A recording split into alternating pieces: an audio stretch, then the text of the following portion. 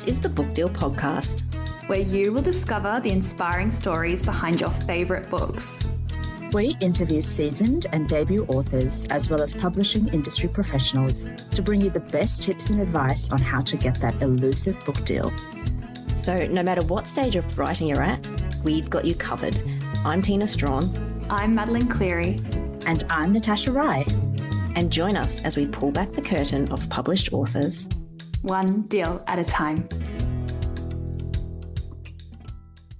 The Book Deal Podcast acknowledges the traditional owners of the land and waters which it's recorded on, and pays respect to their elders past, present, and emerging. Hi everybody, it's Tina Strachan here, and today I'm delighted to bring you an interview with Tina Clark, the coordinator of the CYA Conference for Writers and Illustrators. Not only is Tina an author in her own right, but she's passionate about championing aspiring and emerging authors on their journey to publication. And she's got a fantastic track record for success, with the CYA annual conference responsible for multiple book deals each year. In this interview, I asked Tina all the important questions for anyone planning on entering any writing competition, participating in an agent, editor, or publisher assessment, or attending a conference or bootcamp. I pick her brain on the do's and don'ts and what you can do to get the most out of your submissions and become a success story yourself. The CYA conference is held in July this year, and at the time of this episode going to air, there are still some agent, editor, and publisher assessments and bootcamp spots available, and the competitions are open for another few weeks. So consider this your sign to back yourself, put your work out there, and submit it for the competitions or assessments today. Good luck.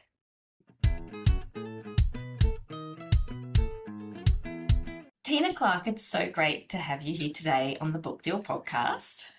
Thank you, Tina Strachan. Oh, thank you so much for making the time in your very busy schedule, because I know how busy you are. But I really wanted to chat to you today, and I know all our listeners will be very keen for this episode and to listen to your advice, because I don't know if they like my advice, but there you go. It's incredible advice. Yes, they will. It's because a lot of our authors are aspiring authors. A lot of our listeners are aspiring authors. And I actually feel like you're a little bit of an emerging writing fairy godmother. I seem to have inherited that title, haven't I? This fairy godmother, like I can sprinkle magic. It's so true. Well, I feel like you do sprinkle lots of magic on lots of authors, and because without you and your hard work and your team, there'd be lots of, including myself, authors who wouldn't be, and illustrators who wouldn't be published today. So I really want to, have a big chat to you about that's that. Important. You said my team. I do have an amazing team behind me. Obviously, my beautiful husband, and then we have like the team on the day and often we just, we all chat and stuff, which is really lovely. So, although, it's basically me makes the final decision, although Sean loves to think he does. It's like, it's always just, it is good. And I do appreciate my team a lot. I do love them. Yes, they do work very hard, and that's what I love. So obviously, you are the lead organizer of the CYA conference each year, or the CYA conference. So it's authors and illustrators conference. So very big, very important. A lot of work goes into it, which we're going to get into. But yes, definitely your team is incredible. Also, a lot of volunteers that are helping on this as well. Yes, it couldn't happen if it wasn't volunteer time. It would not happen. So I think that's a big thing with the writing industry, and that it is volunteer time is what makes things like CYA happen. Yeah, it's because we're all so passionate, aren't we? And writers are awesome. I think we're a nice bunch. Yeah, we're pretty cool. But it's not just the CYA conference that you run, though, Tina. You also run the Writers at Sea, which is a cruise for writers, which you've actually only just returned from. I did, and it is for all my sins. I know. We decided to do that. So one of my really good friends, Alice and Claire, and myself, we were chatting the one day, and we both love cruising. We were saying how much we wanted to do something on ships, and Writers at Sea got born. And I'm one who always takes ideas and runs with them, and so we run it at sea as well, which is really, really nice. You get a little bit of peace and quiet while you actually can dedicate your time to writing, which is very, very important. Yeah, it is very important. And it's sort of, you're very much sort of trapped from the daily distractions when you're on a cruise ship, aren't you? I know, it's absolutely awesome. You don't cook, you don't clean, you don't have to do your washing. It's The best part, yes. So is that also then how your Readers and Writers Africa retreat happened as well? Because you also run that? It is sort of like that. Like there was a lot of people. I go to talks and libraries, and I go to like talks for book launches, and everyone always says, "Oh, I want to go to Africa, but I don't know. I don't want to go alone." So one day I'll make a tour. So I did start a tour off for this year, and it's actually not going to happen this year because hubby's work got rearranged.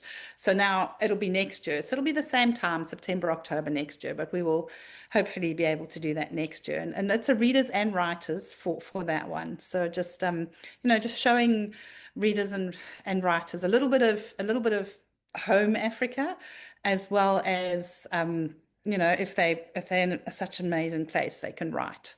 I'm sure it's hugely inspirational for them to be in areas like that. And I've probably read a lot of your books, because the other thing is you also write books, Tina, yourself. You have a whole series, the Shadows of Africa book series, and also picture books, because, clearly you're one of those people that like to keep busy.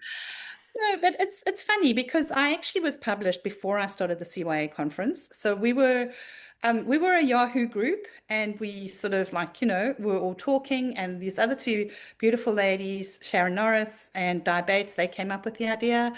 And I said, they said, "Hey, will you join us and make this conference?" I went, "Yeah, sure, why not?" Because it had been so hard to get that information.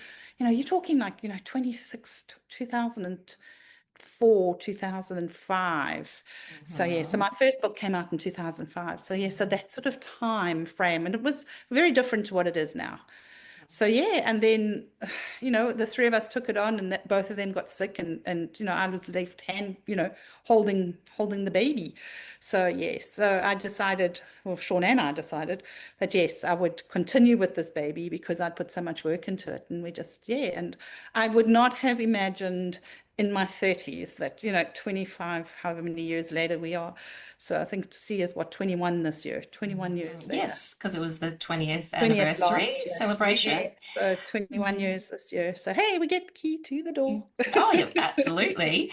Yeah, and it has kept growing, and we'll get into that shortly, because there's so much to it. Like, it sounds like, when I first found out about the conference, I thought it was a conference, like a one-day conference, but oh no, it is not. It is a beast, Tina, but it's an incredible beast. But speaking of your writing, did I see that there's a new book coming out soon in your series? I haven't prepped you for this, but I'm going to hit you up, and can you tell us a little bit about your series and a little bit about the new book coming out? Okay, so the series, Shadows of Africa series, is basically, because I write contemporary novels and I write action adventure. Some of them more on the thriller line, some of them more just on the action adventure, but all of them have they all just have like the African theme across them, and it's that Africa where it's based. My Africa was what I like to call it. So it's really just, so a lot of them you can read them out of order. They're all independent novels, except this last one I've just written. So it can be read independently as well, but if you read the two stories before it, then it makes more sense. And so it's just there's a lot of, there's Easter eggs in all of them where some of the characters appear in other books and stuff like that. So, but yes, For All My Sins, I think this is number 8 in my adult writing, which is, yes, and it's Daughter of Africa will be out, and it's sort of like the sequel to Child of Africa. So yes, it was very exciting to return to these characters after so many years, because Child of Africa came out, I think, in 2015, I think, maybe. It might have even been before that.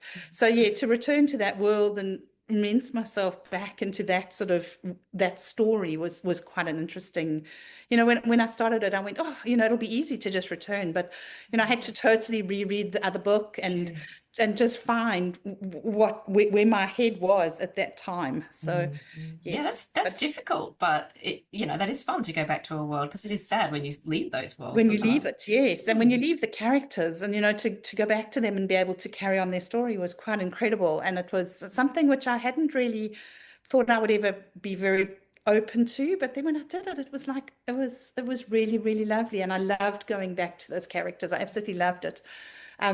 Yeah, a lot of oh, how do you say this?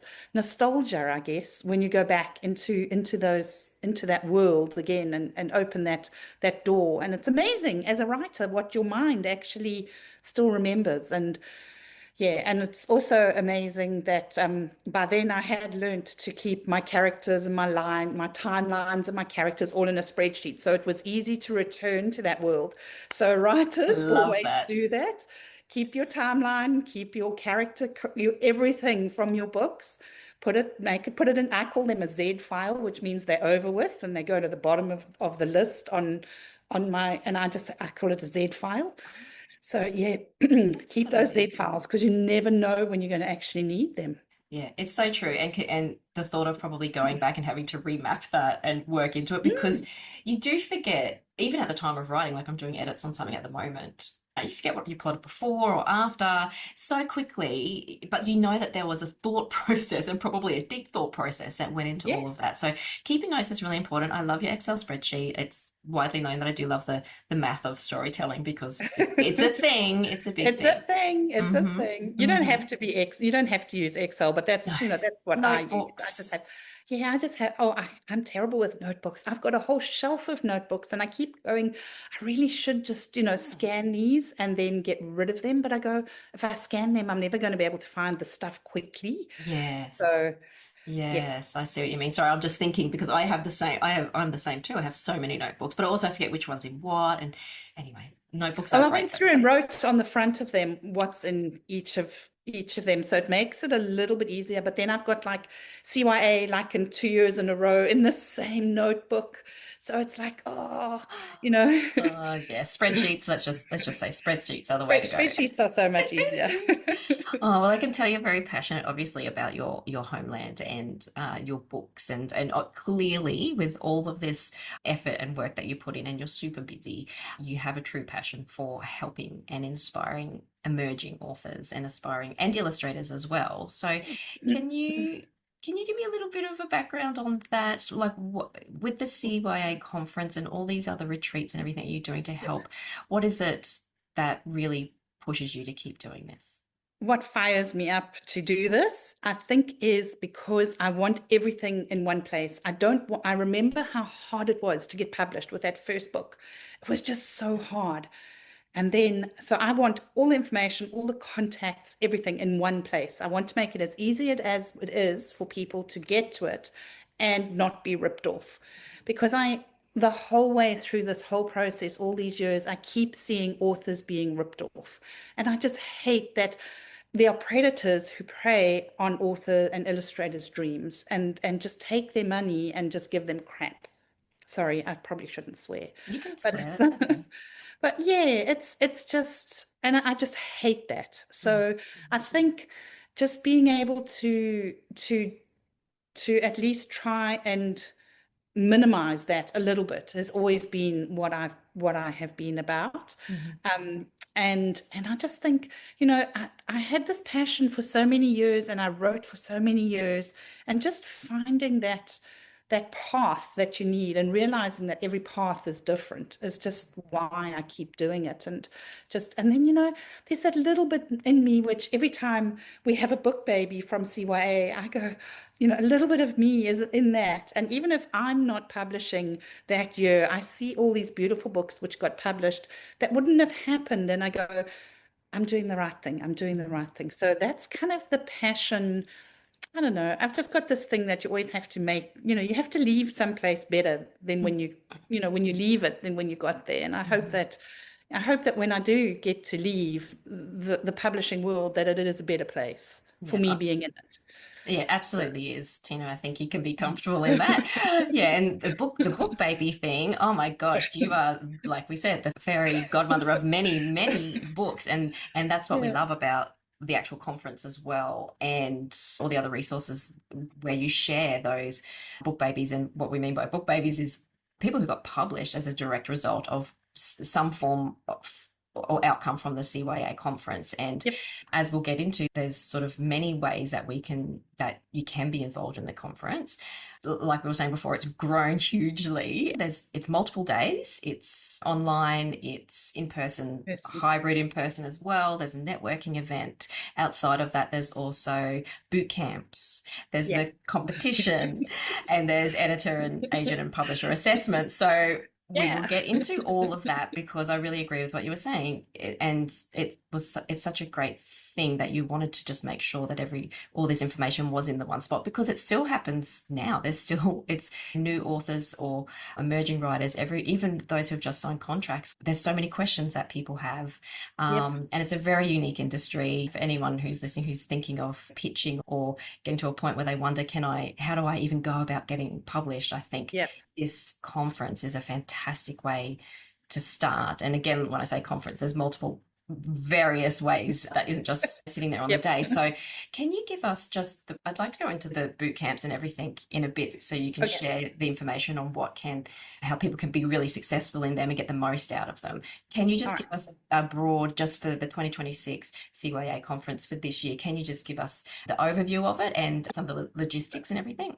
All right, so I'm just going to start date-wise. All right, so top of the date is in 2 weekends, we have the online boot camps, which are for people who obviously, some people just cannot get away, they cannot get to conference. So that after COVID, we started the online stuff, and we had so many people asking us not to get rid of it after COVID that we've just kept that online component. So what those boot camps are, basically a lot of people that use those before their competition entry. So they get their story all in order. They get like they spend time with an editor. So the editors read their work before they start it. And then they do their boot camp, and then they get to rewrite and enhance their novel or their story while they're there with the editor. Then the editor rereads that story. And then they get to see whether they have actually done what the editor, said, yes, like that she thinks, or I'm going to say she because most of them are she's at the moment. So whatever the editor, says, and then they get to see whether they've done that right, or whether they've gone off at a tangent and gone because sometimes an editor does give you things and then you go, oh, no, wait, and your mind thinks totally different.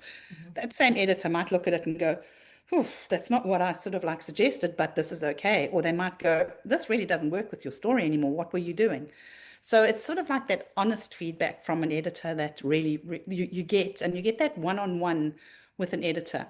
But at the same time, you're listening to everybody else's stuff that you've read before. So you're getting 4 people in a group. So you're getting 3 other people's feedback as well as yours. And you can go, oh, I've done that same thing in mine. And I can go and I can change that in mine. And so that you're learning the whole time with your group that you're in. So boot camps are really, really good for that. I love boot camps. Even as a published author, multi-published author, I still try and do a boot camp every year. I don't think I'm going to manage this year. And last year I didn't manage. No, I did. I did a boot camp online last year. There we go. So, but yes, it is really an interesting idea that came. D. White actually brought me that idea, and we ran with it. And yes, they are really, really great. Boot camps are, if you're looking for something to get feedback on your work and help, that's an ideal thing. I think you get a lot of value for money in a boot camp. So that's boot camps online. So some of them are still open for another few days until Friday, but then they're closing. So do they? When do they actually close?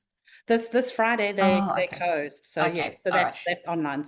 So if this doesn't go out, it doesn't matter. It's that next year they'll know to look for March. Okay. Well, do you want to stick with boot camps? And since we are chatting about them, so they will be closed, which is unfortunate. But next year, obviously, get in quick, because you do have to get in quick with all the boot camps and the agent and editor assessments. I swear, sometimes you hear about one going up and it's literally booked and closed before you manage to have a look online. The online ones will be closed. So, but the other boot camps in July, they will definitely still be open. Okay. They are open. Yes, great, because I did have a little look and there's still a few open now. Ray Fossey from Scholastic. So she's doing in person. Yep. And you're going to Rochelle ask me the Stevens. No, I was just throwing out a few that were still open. Stevens, so Rochelle Stevens from Wombat, so she'll be doing in person. So she's doing, and Nina Beresford is in person as well. And then, of course, we've also got Lauren Clark is also in person, so she's always good for the adult side of it. We've got also on the adult side is Laura Franks. And then we've also got another editor, another one who I don't think it's up yet, but it's going to be specifically for non-fiction books. I did see that. That is up. Is that up? Okay, so there we go. Yeah. Not sure what went live this weekend and what hasn't. I haven't caught up. So Sophie Hamley will be there for that, which I'm really excited about. So she's from Hachette. And then for the first time, we have a boot camp dedicated to graphic novels. And then we've got Mary Anastasia coming up for a marketing boot camp for people who are already published or who have a book coming, to make sure that your marketing's on target and what you're doing. So more details of that will obviously come out and how that will run, but that's only going to be 8 people. So it's going to be very interesting. And with it's the type of thing, which she'll look at your website, she'll look at That's gold. That is gold. Yeah, the type of thing where she can look at where your book's coming out and go, okay, this is when you need to do this, and sort of help you along with a marketing plan, see your marketing plan, what you've decided, and see where the gaps are, which is absolute gold. I know it sounds like it's just, this is so much, but it's for the different steps of publication. Obviously, if you don't have a book and you're not at that step, don't go into a class for Mary, don't go do a marketing class, because then you're just wasting your money. It's not for something in the future. This is like for the published people who need something more, who need something for where they are in their journey. Whereas, the same thing with the graphic novels. If you're not writing a graphic novel, don't go into a graphic novel boot camp and waste your money, because it's not going to be, it's more, okay, what have you done towards your graphic novel? All right, how can we change? How can we make this marketable? How can we make this fit into the graphic novel? And from there. So you want to go with some work that you can actually work on while you're there and come out of that with some improvements and things. So but I was surprised to see 12 different boot camps this year. It's so many. I know.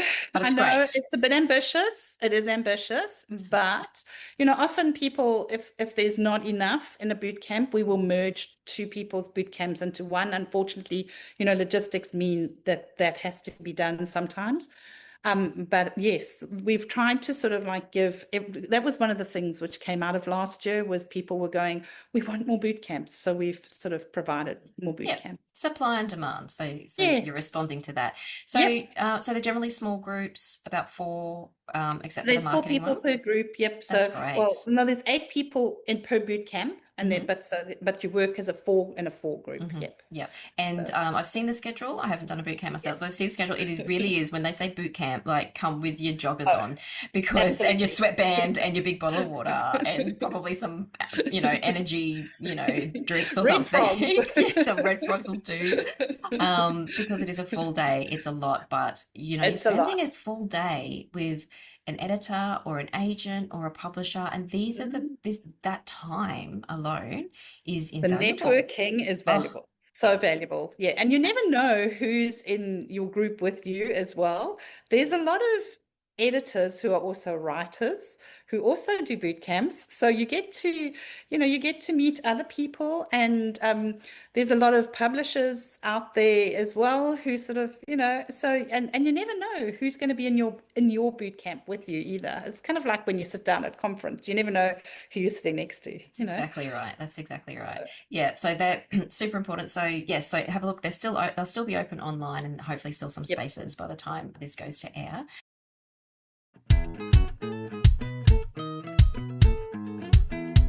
Hi, Book Deal Podcast. My name is Katie Hoskins.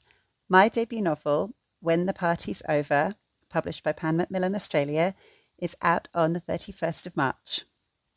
When Mum of Three Natalie has a party for her 36th birthday, she just wants to reconnect with her friends that she's been drifting apart from, to remember when life used to feel like one big party and leave the mundane behind for one night.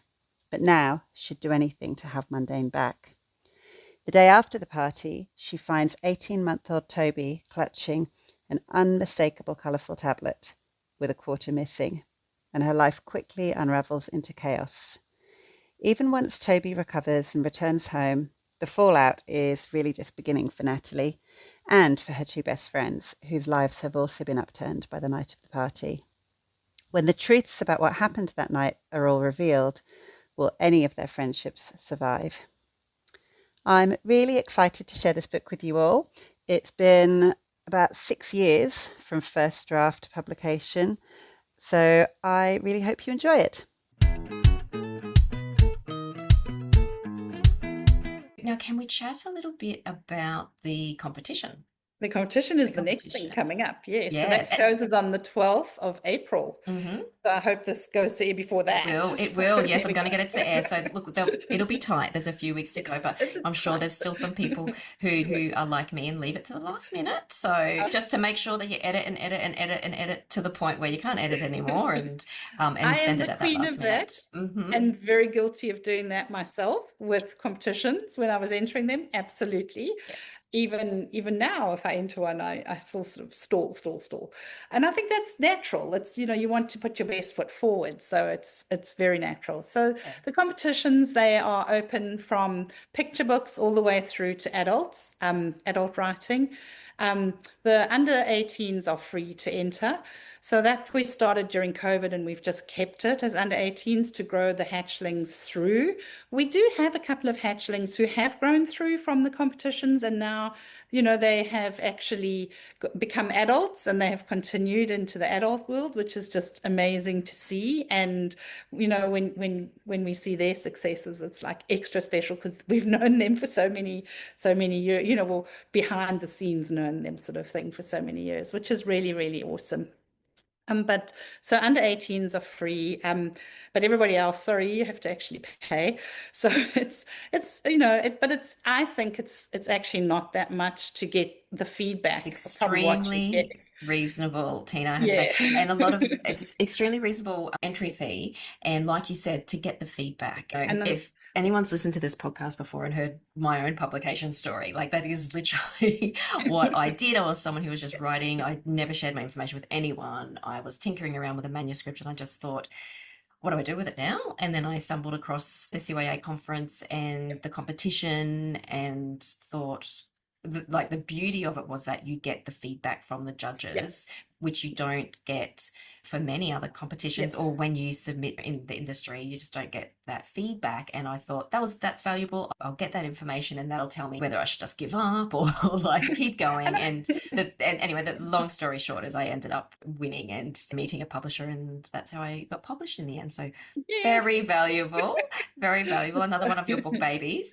So tell us a little bit about who judges and who's providing the feedback. All right. So the feedback is all provided from different judges. You could get, there's normally one published judge and one unpublished judge, except in the published section where we try and make it 2 published judges. Or it might be an editor, might step in where the published person is. We have editors as well who do actually read a lot of the competition entries, believe it or not. Mm-hmm. So you always get 2 feedbacks. There is obviously, with 2 feedbacks, there is always the chance that one feedback will get, 99%, and the other one will get like 68. And you go like, well, what happened? This is two different things. If they're really, really big like that, I often get a third judge involved, and then they just get the two which are closest. Well, the higher one always stays, and then, if that one's closer, but if it's lower, then they just get the higher of the two lower ones. So it's a bit of a process behind. It's all done blind. So when your files come to me, I actually strip all electronic out of it. So, there's no way that the judges know whose entry is whose. It's all done online. We've got a judging porthole that they go in and they get their stories, and then they all sign a thing, electronic signatures to say yes, they will delete the stories afterwards. So I try and make it as safe as we can make it. Obviously, there's always the human factor involved, but it's, yes. And it's, so you get somebody, a lot of the time you could land up with two published people reading your work, and you never know who those published people are. Some people love to send a letter or an email afterwards to thank the judges, and then I do send those on to the judges, whoever they are.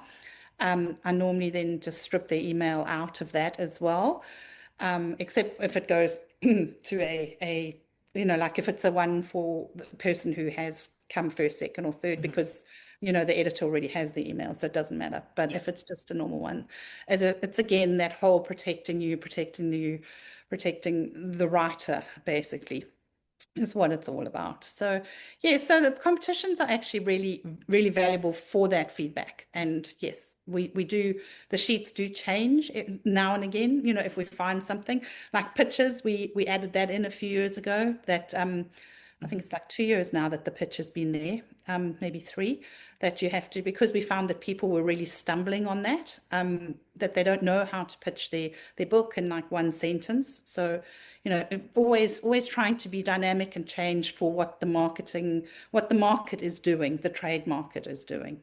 Yeah, that's really important. And it's like a value add, isn't it, for the competition? And it's normally hundreds and hundreds of entries that you get. Yeah, I think the most we've ever had has been about 650. So that means you've got like 1,300 people like judging entries coming in. Gosh. So yes, to sort through. So it does take a little bit of time. So I think last year was the first year where we were actually we could not, I could not physically do the things I needed to do at that time because I was really ill. So we actually were late for the first time ever. But normally it's out on the 20th of June. So that date is like the D-Day, that all the, that everything, people get the shortlist. So yes. Yes, and that's right. And yes, and even I make sure even, if it's that late at night, it comes out on that day. Yes, it's incredible. Everyone's very appreciative of that. The workload that must go into that is it is, but a lot of it's electronic, so it's but it's that whole making sure. But the sending the feedback and not getting it mixed up, I just don't know how you keep on top of all that. There've been years where that's okay. To the judges who did it instead of the people. Look, understandable. I think that's completely understandable. But so human error. So you have judges that read every single entry. See, they're volunteer judges. They only get paid like a minimal amount, and that they can use that towards paying off their conference if they need to do that. Yeah. If they want to do that, they do that. And then we get a shortlist. And once we got a shortlist out, the editor actually who is being the final editor on that competition, she gets them. Again, I'm saying she, but we do have he's as well.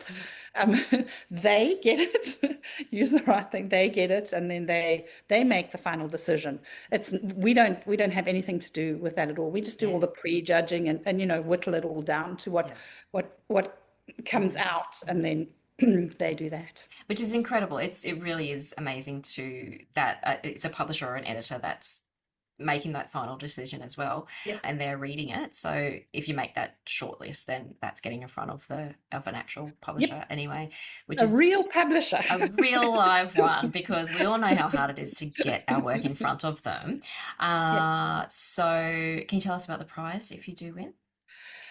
Okay, so this year we actually increased that. The first place used to just get a an assessment with the editor on their work, but this Which year is we incredible though. Like, which is didn't just used to just get that. That is, I remember just it is. thinking that it was 15 minutes. That's what I got with Yep, my publisher, and like 15 minutes one-on-one with a one-on-one. publisher just doesn't, it doesn't happen, Yeah. So that was gold. That was all that we It needed. is. But It keep is going. gold. What else do we get now? So then you also get $100 now, which, for a lot Oh of my people, God. that more than covers what they pay Absolutely. to do it. But it's also a little bit towards going, you're doing well, keep investing in yourself is how we sort of like think that money.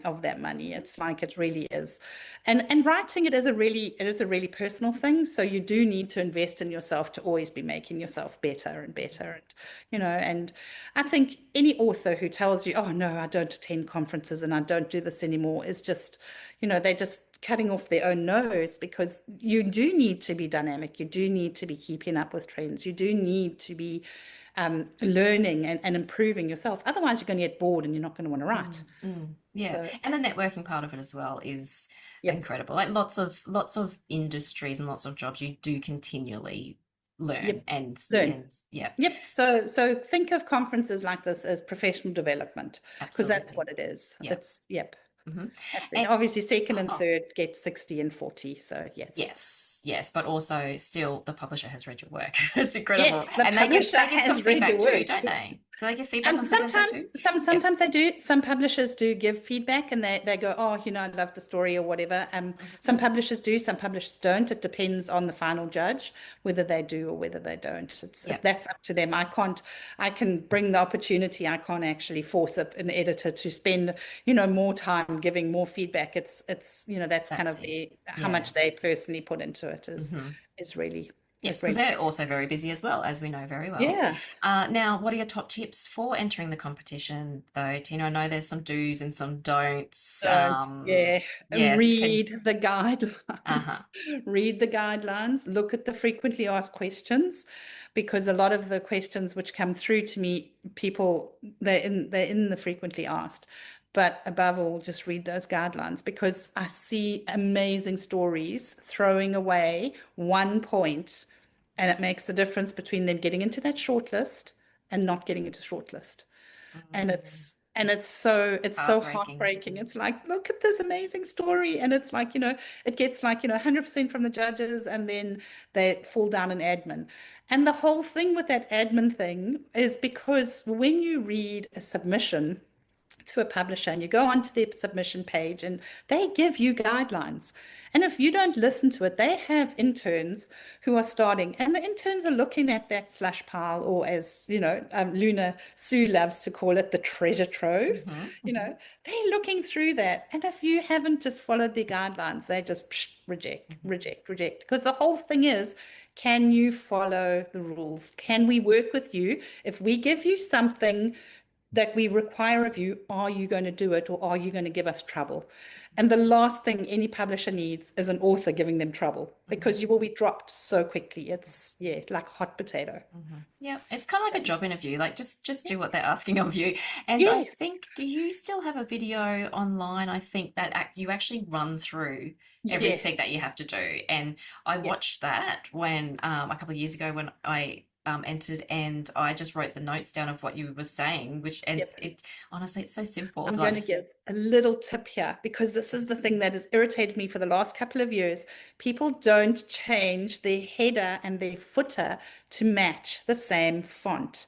So your header needs to be in New Times Roman or Courier, as well as your footer needs to be in it. And that's one of the things the admin checks, is like, and that's worth a point. So you don't want to lose that. I'm going to go and check everything. That is the biggest mistake that people make. And it's and then you've got all these different fonts on a page, and it looks scrappy. And it's like, okay, that doesn't look professional. So yes, and it's just basically trying to train everybody to make their document look as neat and perfect as possible, because you know what, looks matter in this industry. When you get that little person who's on an internship, they look at it, they go, oh, look, it's all the same, that's all perfect, that's fine. And they always say, editors always say, oh, we don't mind the odd spelling mistake and stuff like that. But the little intern sitting there reading it, she's got her instructions, just like the judge has got the instructions, and she'll see that, that editor's name is spelt wrong, or that publishing house's name is spelt wrong. And they go, okay, goodbye. Yeah. You got it. Won't even get to the editor. Yes. No. Okay. So it's so simple, but yes, something that people forget. And that's an important point that you said about the header. I know it sounds really small, but it literally, I did a new document yesterday, added a new header, and it was actually in a different font to the font that I was using in the thing. And I don't know why. It must be some default somewhere that I've programmed. And Microsoft changed something in the last few years, and it's coming up. So when I do a new document now, even though I know my documents are all in New Times Roman, up it comes an Aptos or whatever that new one, APTOS. That's what it did. That one, and it comes up in that, and it's like, and it's so sneaky. It is. So, it is, especially if you do it at the last moment, and don't check it. Okay. So that's the biggest tip for the competition. Biggest tip, just follow the guidelines. Follow the guidelines. All right. So now the assessments, the agent, editor, publisher assessments are massive as well. And I couldn't count how many you had on there, but we try to get as many editors from as many publishing houses as we can. And every year we're finding new, editors come to us, and we also hear of other editors, and we sort of go to them as well. We beg the publishing companies to give us editors, because obviously they're also really busy. And but it is just such an amazing way for people to get feedback on their work, and it doesn't matter if it's an independent editor, because a lot of independent editors actually work behind the scenes with the with the publishing houses. And I think a lot of people, they go, oh, look, she doesn't have a trade publisher behind her, but they forget that those people actually work for trade publishers. They contract. So and the information inside any editor's head is just gold. To get in their head and get that, it doesn't matter if they're from a small firm or a huge firm, one of the big five, or if they like an independent company, they have information in that head of theirs that they can share with you, and that they will share with you and give their 5 cents towards your work, which is really, really valuable. So we have independent editors, we have trade publishing editors as well. And we have authors who have been there and done it. Like we've got Sarah Davies, who is an amazing illustrator, and she gives amazing, like her feedback on her illustrations, and you can give her like an illustration, or you can give her a illustration portfolio. Sorry, I had to think of the word there, illustration portfolio. And she does, so you have all these different industry professionals who do all these different things. So it is obviously, if you are targeting like Hachette in particular, and you really want to work with them, then obviously you go for a Hachette person. But if you can't get in with them, get in with somebody else who will give you that information. And remembering it's an assessment, so they pre-read your work, and there are, again, guidelines to what you can give. And they pre-read your work, and they give you actual feedback on your work. Because to me, it's easy to get in front of an editor and just, and give them your 1 second, your 1 sentence pitch, or your 2-minute pitch, or, I think ASA does like a 3-minute. You can do that, but that's not them seeing your work. You still then have to wait for them to, to say yes to that. And then you're adding in another step. So although like Alex Atzet does do those always at CYA, like the 5-minute pitch, she's actually also doing assessments this year. So it's awesome because you actually get feedback on what you've written, and you get a synopsis, so they know what's going on, and they get the first part of your book. The biggest rule with assessments is don't give them like, chapter 6, chapter 7 down the line, because they need to know what's happening right in the beginning. And if an editor can't get through the first couple of pages of your book before they get to that good stuff at page 6, then the front of the book shouldn't be there. It should be starting on page 6. So yeah, just use that wisely. Yes, And well, the don't, good stuff should be on page yeah, one. it should be on page one. You should grip their attention right there. And also, it's really confusing for an editor to start in the middle of a story.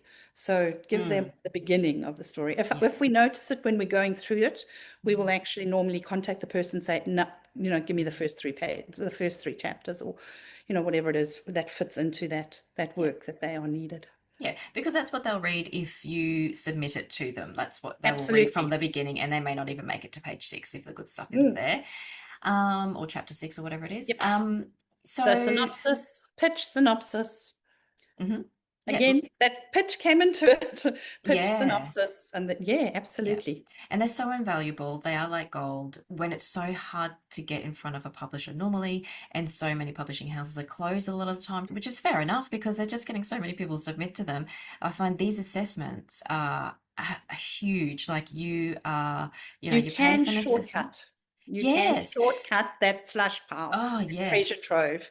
You can shortcut that. Yes. Absolutely. I have actually heard a publisher say, who does do assessments for CYA, that she only really signs anyone from or accepts manuscripts through assessments like this, because she thinks it also shows that you're putting in a little bit more effort and like sort of honing on who you want to submit it to, and going that extra step to get it in front of them. Absolutely. Because so you're investing in yourself. Yeah, the pile and what they get when they open, it's huge. It's huge. And you're really competing against all these people. Having an actual real life publisher or editor read your work, and that is like absolute gold. So it's 15 minutes online. 15 minutes online, and then we do have in-person this year for the first time since COVID. We're now having in-person on the 11th as well. So it's so most of on the 4th and the 5th we have the online ones, and then we have the in-person. The in-person are only available to people who are coming to conference on the 11th. So if you're in-person conference, you can have an in-person editor. Okay. Oh, that's fun. Okay. And there's so many great things about it as well. When you submit to a publisher, you give them maybe like 3 months, and they say, give us 3 months. If you haven't heard, then let it go. But with the assessments, you send it in and you have to get a response. And it's only going to be good because it's going to be giving you fantastic feedback and advice for how to work on your manuscript. You have that. You're having a connection and you're networking with them, and there's a lot of times maybe they weren't really into the manuscript that you sent, but 15 minutes, it is really short, but it also has enough time for you to have a little chat, to talk a bit about yourself and who you are, what else you like to write, and you have that opportunity to kind of make a connection another way, or say like, oh, well, I'm working on this, what are you looking for? Maybe I can send you that. So a lot of them do actually, some of them do ask like, okay, this is not really for our publishing house, but do you have something else? And then they can ask for it, or they can, oh, that's interesting, why didn't you bring that to me, if you sort of thing. And then you'll have like a talk about the industry and stuff like that. Even that is so valuable. But yes, absolutely, that happens. But the thing I want to say the most about assessments is, do not argue with that editor. I cannot believe people do that. People can do that. Yes. And even though, people come to the talk, and it's normally obviously people who haven't gone online and watched the, and come to the talk that I do about them, and they argue and they go, but this is why it has to be that way. And it's like, you know what? That's not what I read in that. And the minute you start arguing with an editor, they know that you're not prepared to change your way you're working, and you're not prepared to work with them. And that's like a big red flag, and you just got yourself blacklisted from that publisher. So it's really important that you are really nice to that editor. And we have it's only 15 minutes. Just keep it only in. 15 If you don't minutes. agree, just keep it together for 15 minutes, and afterwards you can do whatever you want. Once you're off that Zoom, or once you're out that chair, you can say and do whatever you want, but just do not argue with that editor while you are sitting there, because that's not what you're paying her for. You're not paying her to be your therapist and to argue with her. You're paying her or him for your work, and to give an honest assessment of your work and where you are, whether you are needing work on it, or if you sit there and they go, this is absolutely lovely, can we talk about something? And then they can go off and talk in tangent about, publishing industry and something else. And they've basically said to you, this is ready to submit. And at the end, they might go, can you send me the rest of this? And then it's like, okay. Which happens a lot. It's It does. a very good percentage of Yes. people get those requests, or it leads to something else. Yes. The success stories that come out of the assessments Yes. is And also phenomenal. people, they see the editors year after year, Yes. and the editors get to know them, and that whole Yes. networking. I know an Valuable. editor who waited for about 5 years for a book from somebody. And every year she would check in with me and say, how's this person going? How's this person going?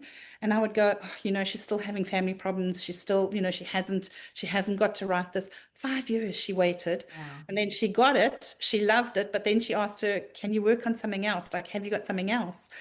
And she worked on that something else. So then they spent another 3 years or whatever it was working on something else. She bought that something else. She didn't buy the original, but she bought that something else. So that editor knew that she wanted that writer, but she just needed her to get to that place that she could then take her. Yeah. So editors are amazing that they nurture people through as well. Every year she would come to her assessment she would go, well, this hasn't changed much. You haven't, how much further have you got with the story? And it is. Of course, you get people who go in there and, their work is really, really bad. And the editor will say to them, perhaps you should start this again and start from here, do this, do that. And they will do story construction and dynamic work with you. And sometimes that is just absolutely valuable. Yes, you love your words that you've written, but sometimes your story just has started in the wrong place. So they can see that. And that's really important, because if you are just submitting and you're not getting that feedback, no one's telling you that. And that's the brilliant thing about it. And it is for all different stages. You don't have to have a full manuscript. You can have a little bit and you're testing out the idea. That's really important too. Or you can have the full one and you literally are using it as a pitch session. I mean, that's not what they're there for. Then it's not like you don't do this and expect you don't to ask get a them, deal. Can I give this to you? But yes. But if they say, I'd love to see the rest of it, that's good. Yes, that's right. So hugely invaluable. Make sure you have your pen and paper at the time to write it all down, what they come back with. But those connections really because none of them give like written feedback. It's all verbal. So just write what they're saying. Have a copy of your manuscript next to you. Write what they're saying. I often have my husband, when I do assessments, he writes for me, because I get so just focused on what they're saying that I actually forget to write it down. Yes. So he sits there and he writes it all down, and then that's a good idea. Yeah, that can be really good. Yeah, because also you want to maintain that eye contact as well, and you want to have that chat instead of frantically writing and scribbling and stuff. Okay, all right, fantastic advice. And I just want to reiterate that the competition and the boot camps and the conference and the assessments are for all ages, like you said at the beginning. It's picture books right through to adults. So there's authors and illustrators. So it used to just be for children, children's writers, and then there was a couple of adults who were really in Brisbane who were going, we want something like this for us. Why can't we come to yours and do the craft and the business of writing? So they got added in with craft and the business for writing also. So it now just covers everything. But we still predominantly very much a lot of children's and young adult still.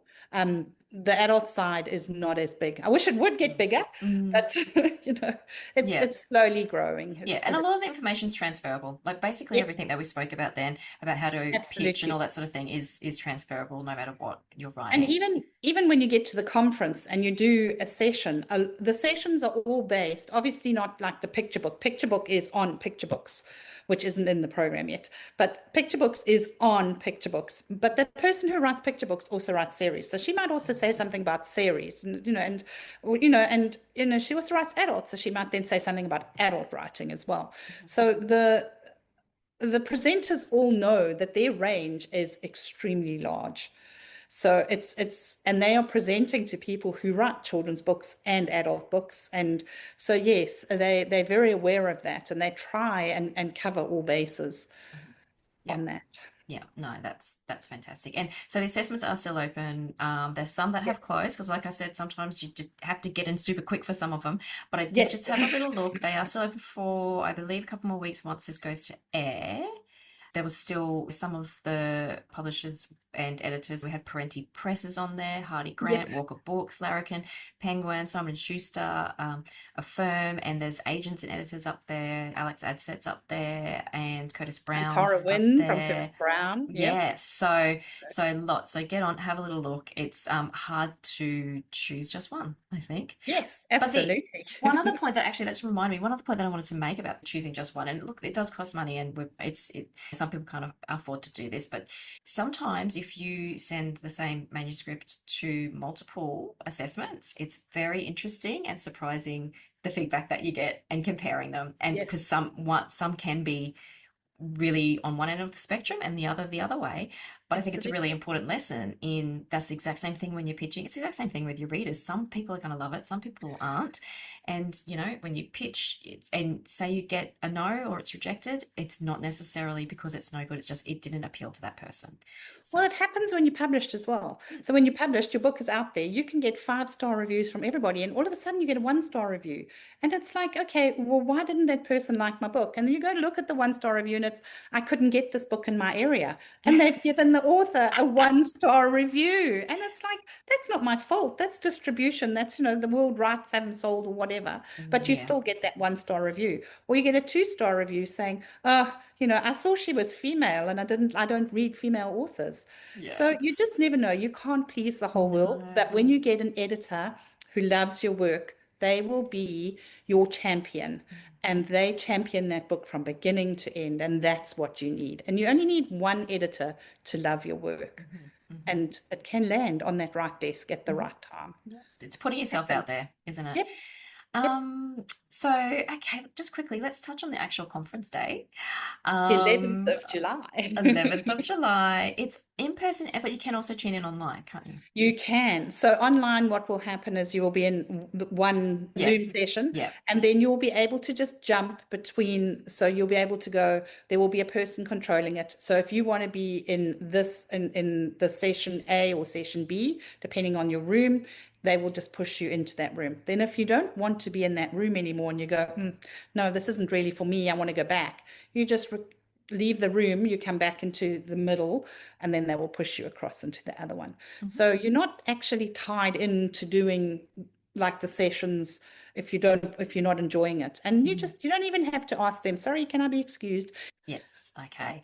And the benefits. So I'm going in person this year. I've been the This last, is good. many years in a row, actually. I love it. I'm not entering any of the comps or anything like that, but I just love going along and just, you know, mingling and listening to the chats. Networking. And the announcement of the award winners for the competition as well. Yes, it's always exciting. And of course, the success stories, we always love having those. So so I'm still working out in my head how we're doing these this year, because obviously we've got the online component as well coming in. Okay. And who are our guest speakers this year? Who can we plan on? Oh, so who can we from? say?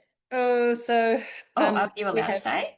I mean, I don't think it's out yet. Okay, all right. Stay tuned to find out more. But I can say that there is somebody coming who is a teacher who does curriculums for Queensland writers and all of Queensland education and all of that, and in their school, and that she will be talking about what teachers actually want coming in, because so important. You know what, authors, we always say, we always get told, you know, do this, do that, but so this will be from the teacher's point of view this time. That's perfect. To see what we're getting there.